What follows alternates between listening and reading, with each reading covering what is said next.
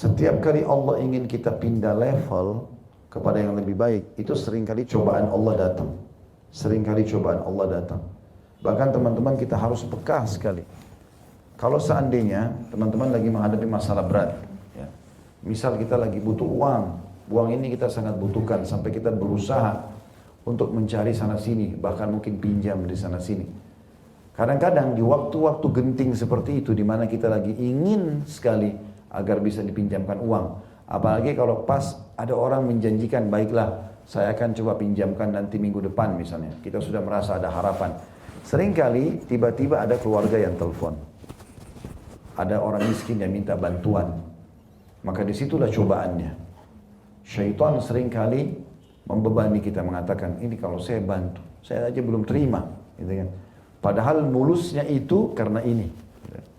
Kalau seandainya kita faham poin ini teman-teman, pekahlah. Setiap kali kita minta sama Allah sesuatu, kemudian ada cobaan datang, cobaan itu solusinya. Jadi kalau kita bantu yang ini, itu akan keluar. Kapan kita tidak bantu ini? Kamu ini nggak tahu diri, saya juga orang susah misalnya. Saya pun lagi repot. Ataupun dia pas terima uang, ini uang pas-pasan dan seterusnya. Maka akhirnya Allah SWT bisa angkat itu.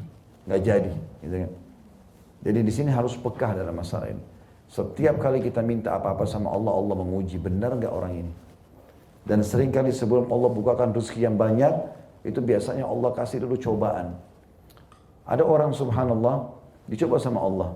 Tadinya dia tinggal di kos-kosan, pindah ke kontrakan lebih besar. Bertahap Allah kasih. Dia bersyukur nggak orang ini? Kalau ada orang subhanallah dipindahin ke kontrakan, tiba-tiba dia, alhamdulillah, ini lebih baik. Ada teman-temannya datang, sudah pindah kontrakan, alhamdulillah. Allah kasih saya lebih sekarang amanahnya. Kalau begitu, yakin levelnya cepat sekali itu. Luar biasa Allah bukain. Nanti tiba-tiba sudah bisa beli rumah. Tiba-tiba begini dan begitu. Jadi harus pekah dalam masalah ini. Allah kasih rumah kecil, alhamdulillah, bersyukur. Mungkin ada teman-teman yang kita sama, teman dekat tapi rumahnya besar. Kita belum seperti itu. Alhamdulillah ya Allah, ini saya syukuri nikmat ini. Allah kasih nanti yang lebih besar. Memang begitu. Poinnya seperti itu. Jadi ada cobaan-cobaan datang. Maka harus sadar dengan poin ini. Kisah 3 orang Bani Israel nyata sekali. Dan Allah subhanahu wa ta'ala bukan mustahil bisa mendatangkan malaikat menjelma seperti manusia. Ya. Kita mana tahu. Mungkin dia berbentuk seperti ini orang miskin. Datang minta-minta untuk menguji kita. Kasih gak? Makanya teman-teman, kalau lihat orang miskin, semampunya. Lihat orang miskin teman-teman, usahakan jangan lewat kecuali mampir sebentar. Kasih sesuatu. Kasih sesuatu sebagai tanda syukur kepada Allah SWT. Apa saja. Apa saja. Ya. Abdullah bin Umar al-Anhumah itu sampai berinfak tiap hari, cari orang miskin, kasih orang walaupun dengan sebutir bawang. Sebagai tanda syukur. Dan juga mengejar hadis Nabi SAW riwayat Bukhari, setiap hari Allah turunkan malaikat.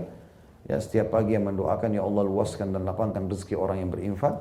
Dan binasakanlah fisik dan juga harta orang yang bakhil atau pelit. Tidak akan ketemu teman-teman konsep hidup seorang muslim, kebahagiaan dan melimpahnya nikmat dengan sifat bakhil ini, nggak bisa. Memang royal, tapi royal di jalan Allah subhanahu wa ta'ala. Orang butuh bantuan, orang mau utang, dia mudah semuanya. Ya, dia mudah memberikan. Allah juga akan kasih, itu kata kuncinya. Kekayaan akan datang justru karena memberi di jalan Allah subhanahu wa ta'ala. Itu penting.